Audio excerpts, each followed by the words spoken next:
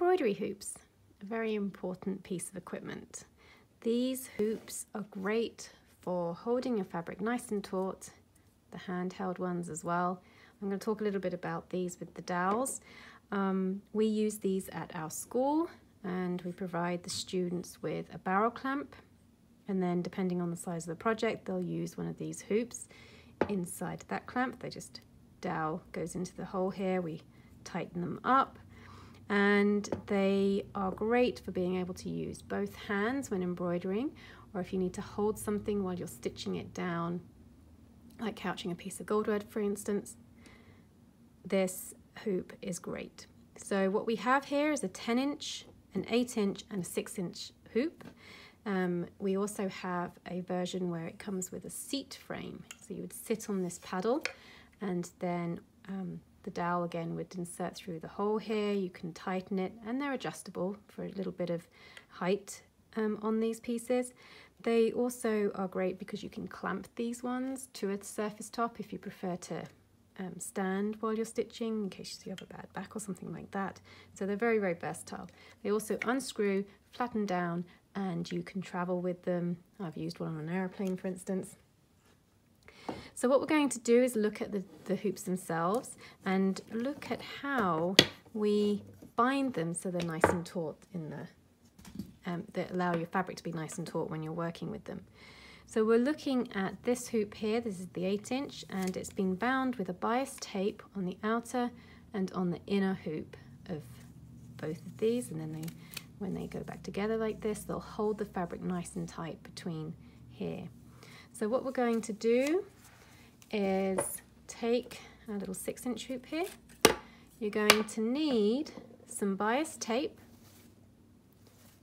some double-sided sticky tape, and a needle and thread for stitching at the very end. We're going to take the outer hoop with your sticky tape, double-sided.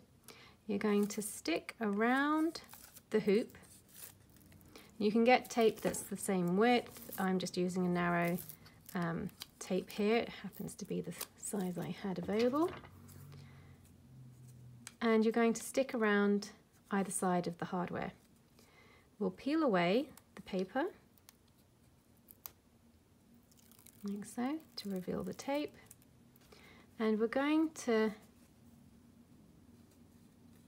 take the bias tape and stick it at the end there and wrap it through, overlapping slightly with the fabric here. You don't want to overlap too much. If you overlap, you'll end up building up and make it quite thick all the way around, so you just want to overlap very slightly. And pull nice and tight each time.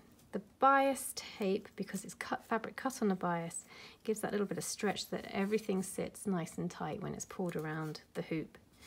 Don't worry if you haven't got tape, like this sticky tape. You can just wrap around and pull nice and tight and then oversew at the end. And also if you haven't got access to a bias tape, but you have some old sheeting or a piece of cotton, you can cut your cotton on the bias where it gives you that stretch, not just straight across the width of the fabric. You want to cut it on the bias there. Once we get all the way around the hoop, we're going to oversew the ends. This will just help to protect this from unraveling. So I'm going to take a needle and thread and stitch the two pieces together. This does not have to be your neatest work, it's just got to hold nice and tight. It's not going to affect the embroidery in any way that you'll end up doing in these hoops. So just oversew, knot in the end, and then you can cut away. So you'll do the same with the outer hoop and the inner one. And then when you come to put your fabric into the hoop, you can pull and stretch your fabric leg over the top hoop here, and then place the top ring on top. So it's nice and tight, and pull around. What I like to do is take my hoop out onto the table first.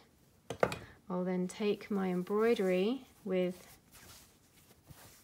the embroidery transferred. The design is on the inside, on the underside there, and you want to make sure it's nice and central.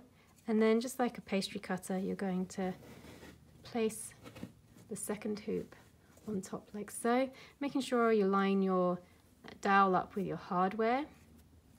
That means that when you've got it back in the clamp, you're not going to get tangled around this if it's off somewhere else around the hoop. And then once you've got it in, pull nice and tight, and with a small screwdriver, just tighten the screw here and you're all set to go.